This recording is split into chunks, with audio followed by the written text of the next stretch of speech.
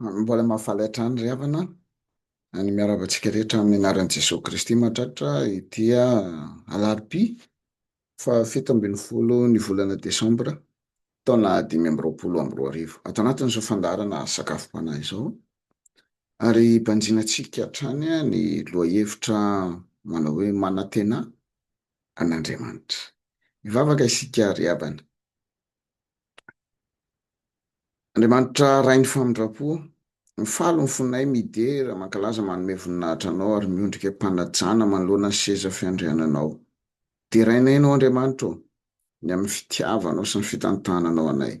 Ankasitrahanay ianao Andriamanitra ny amin'ny tombonandrom-pahavelomana omenao, ny amin'izao fotoana izao indray ahafahanay miaraka misakafo eto ato anatin'izao sakafom-panahy izao satria aina ho an'izay mahazo azy tokoa ny teninao.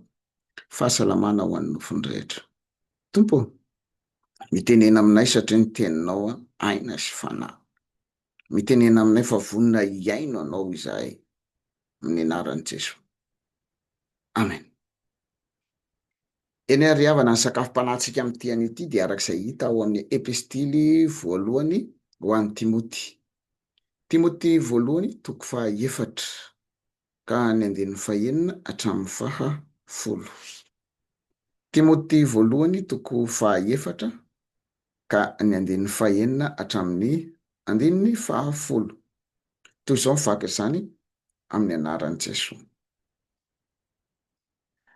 Raha manoro hevitra ny rahalahy ny amin'izany zavatra izany ianao dia ho mpanompo tsara ny Kristy Jesosy. Tezaina amin'ny teny ny finoana sy ny fampianarana tsara izay efa narahinao.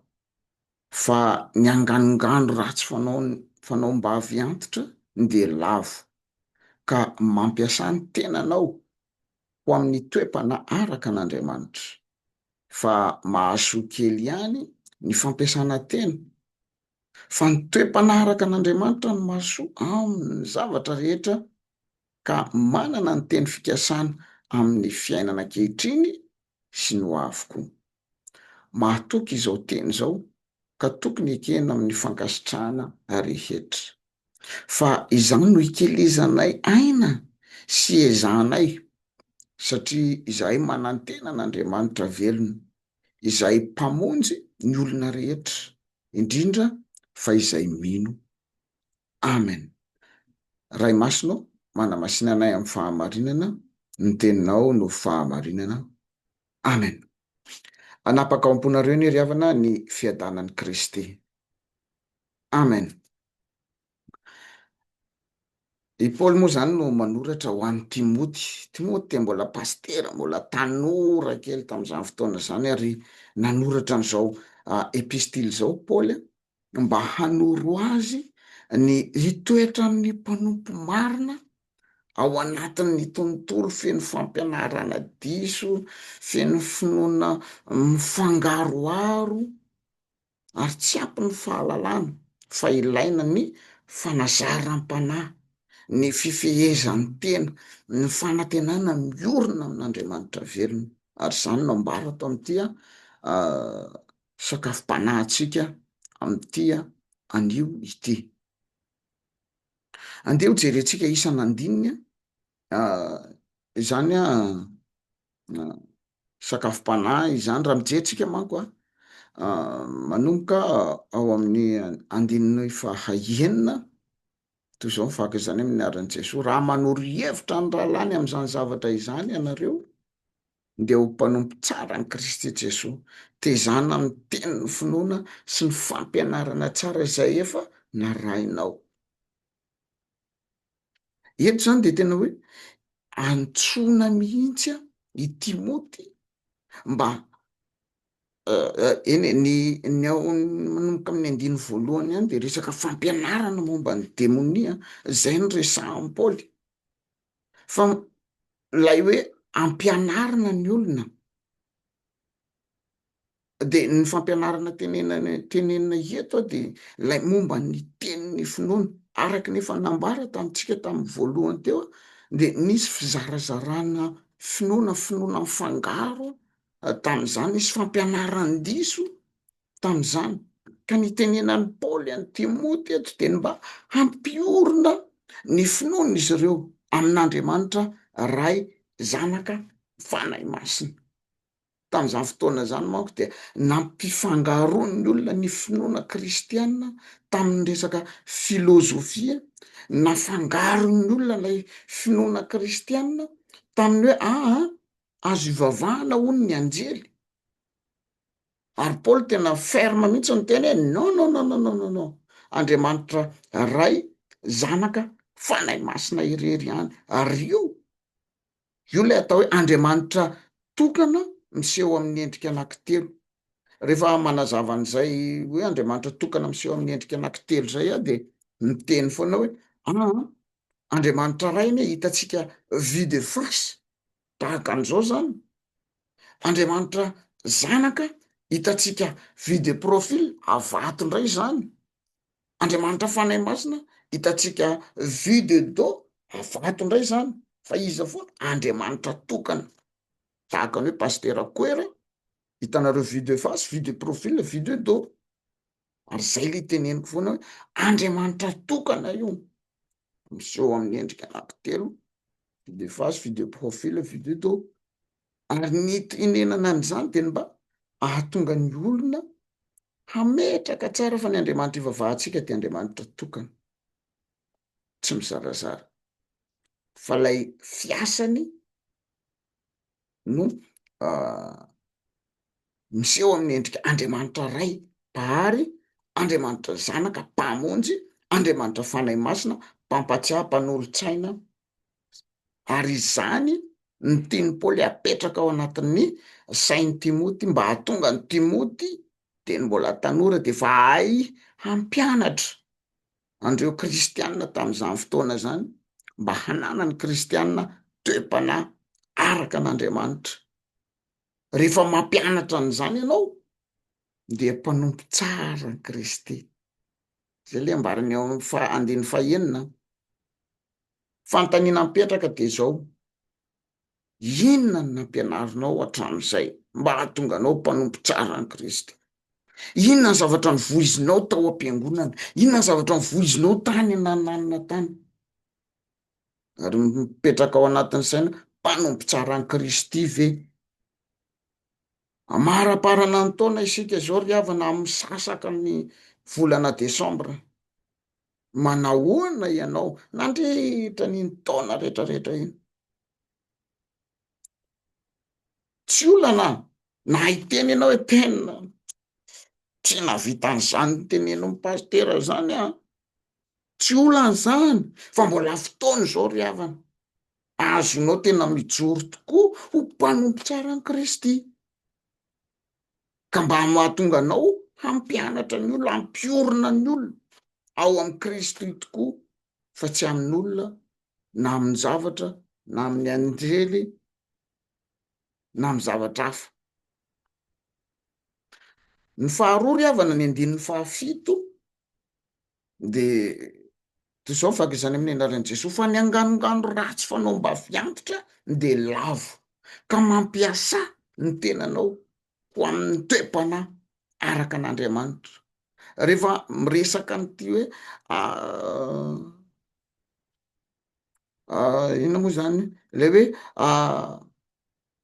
anganongano fanaomba-vy antitra ity ry havana de entina ilazana io ny resaka tradition. Le hoe tradition de hoe toy izao ny fanaonay, toy izao ny fombanay, toy izao fomba ny fiangonana hatramin'izay. Ry havana malala rehetra ao amin'ny Tompo, isika malagasy de tena zay nganongano fanaomba-vy antitra, za tsy miteny hoe ratsy ny angano tamin'ny andro ny Taolo, fa ny zavatra laviko kosa de izao: nisy fanao ratsy tamin'izany fotoana zany, zay mbola misy mitady isintona hoe kolontsainatsika zany, zao zany fomban-drazana zany. Ry havana eto aho de manambara aminao dinio ny tantaran'ny malagasy. Raha nisy tokoa ny tena hoe ndrina be, andrina namadika, tsy nisy fa rehefa taty aoriana tsy nisy an'izany tao andapa zany jerevo ny fasana eny amin'ny rovo tsy nisy nanao famadihana tena fa resaka famadihana de nentin'ny reo étranger mpivaro damba tam'izany fotoana zany ary nahita fa tao andapa dia nisy fifaliana lehibe, nisy fiety niarahan'izy ireo tao niarahany rehetrarehetra tao de nahita am'izay zany le taty ambany tanàna tena ahoana ary zany nahita an'izay le mpivaro damba de hoe ndao tsika morona feto an'ireto olona reto ary rehefa namorona feto an'ireo olona reo izy de hoe andao anao an'izany atao hoe famadihana mba hahatonga ny olona hifety ihany koa ndao ary rehefa manao an'io de hoe andao varotana ty lamba ty amorozana andao atao an'izao ty mba lasa am'izay ny olona rehetra mba nanao fety koa izany raikitra am'izay fanompona tsy fanompona fa ny fahatsiarovana ie fa ny zavatra tao amin'io tsy hitanao ary havana malala rehetra ao amin'ny tompo dinio tsara ny fomba anankiray dinio tsara ny zavatra anankiray ka rehefa hitanao fa tsy mety amin'ny maha kristianina anao sahy manapa-kevitra ato tena teneniny soratra masina mihitsy ny ny hoe fa ny anganongano ratsy fanao mba avy antitra dia lavo mijoroa araka ny toe-panahy araka an'Andriamanitra mijoroa amin'ny maha kristianina anao ndao anoho itsika andino ny fahavalo fa mahasoa kely ihany ny fampiasana tena fa ny toe-panahy araka an'Andriamanitra no mahasoa amin'ny zavatra rehetra ka manana ny teny fikasana amin'ny fiainana ankehitriny sy ny ho avy tena tsara tokoa ry havana ny fampiasana vatana fiazakazahana fanaovana sport rehetrarehetra zao mahasoa reny ie satria migarde la forme ozy izy ny vazaha fa mahasoa tsaratsara kokoa no ireny de ny fananana ny toe-panahy araka an'Andriamanitra satria nahoana ny fanananao toe-panahy araka an'Andriamanitra de mahasoa amin'ny zavatra rehetrarehetra azavaiko manao sport ianao za manao ty manao sport be mihitsiny fa rehefa manao sport mampiavaka amin'ny olona anankiray izay manao sport io olona anankiray io mety tsy manana ny toe-panahy araka an'Andriamanitra za manana ny toe-panahy araka an'Andriamanitra fa raikitra ny fifandomana satria rehefa mandeha ny sokasoka eny de miraikitra amin'ny bekera ohatra amin'ny baskety voa aho fa tsy makalagy satria sport no atao fa raha ny olona tsy manana toe-panahy araka an'Andriamanitra zany de voa mibekera indray mandeha bo raikitra ny komba ary izany no mampiavaka anao amin'ny olona zao tontolo zao ry havana malala rehetra amin'ny tompo ny fanananao toe-panahy araka an'Andriamanitra de maso amin'ny fiainana ankehitriny fa mahasoa ihany koa amin'io avy tsy ny eto tany ihany zany no mahasoa anao ny amin'ny fanananao toe-panahy araka an'Andriamanitra fa ny ratrizay ihany koa ry havana malala rehetra amin'ny tompo mahazo toa manao sport fa manana toe-panahy araka an'Andriamanitra ihany koa andino ny fahasivy mahatoky zao teny zao ka tokony ekena amin'ny fankasitrahana rehetra toy izy antsika amin'ny andinin'ny fahafolo fa izany no ikelezanay aina sy iezanay satria izahay mana ny tena an'Andriamanitra velona izay mpamonjy ny olona rehetra indrindra fa ny mino ry havana malala rehetra amin'ny tompo le hoe mahatoky izao teny zao ka tokony ekena amin'ny fankasitrahana rehetra de izao hoe tena tsara ny toe-panahy araka an'Andriamanitra ary izany no mahatonga ny Paoly mikelena fatratra tady idio ry havana fa ny fiainan'ny Paoly de tsy tahaka ny fiainantsika amin'izao fotoana izao tsony hoe tsika mpitoro filazany tsara tsika kristianina fa ny fiainan'ny paoly vo nanomboka nandray an' jesosy kristy ho tombo sy mpamonjy ny fiainana izy raikitra ny fanendrehana na tsipy tany anaty antrany nygadrainy natao sesy tany enjanane zany kanefa teo anatrehan'izany izy mbola say nyteny hoe mikely aina fatratra izay miezaka fatratra izay satria mana tena n'Andriamanitra velona ry havana malala rehetra amin'ny tompo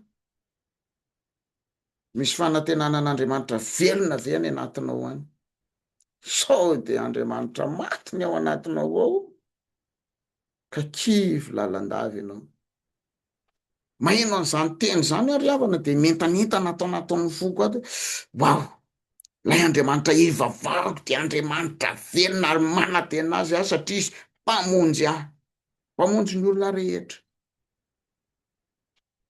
mila manana an'izany fisainana zany koa ianao ary nytraka maro ny olana lalovana eto am'izao fiainana izao fa tadidio fa manana an'Andriamanitra velona ianao manana an'Andriamanitra mpamonjy anao ianao manana an'Andriamanitra mpanolotsainanao ianao amin'ny fiainanao rehetrarehetra mihitsy tsy hoe rehefa any am-piangonana ihany ianao voatahian'Andriamanitra fa rehefa any am-piasana ianao tsia ataovy eo anatin'ny fonao sainao fanahinao fa manan'Andriamanitra velona ianao ary manany tena n'Andriamanitra velona ianao mamonjy anao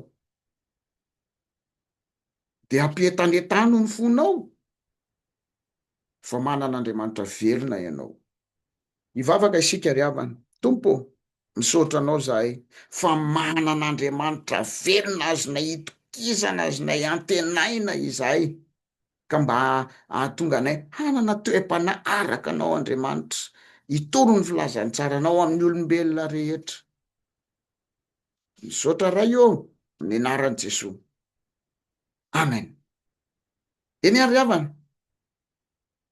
samy hitahian'Andriamanitra indray miraso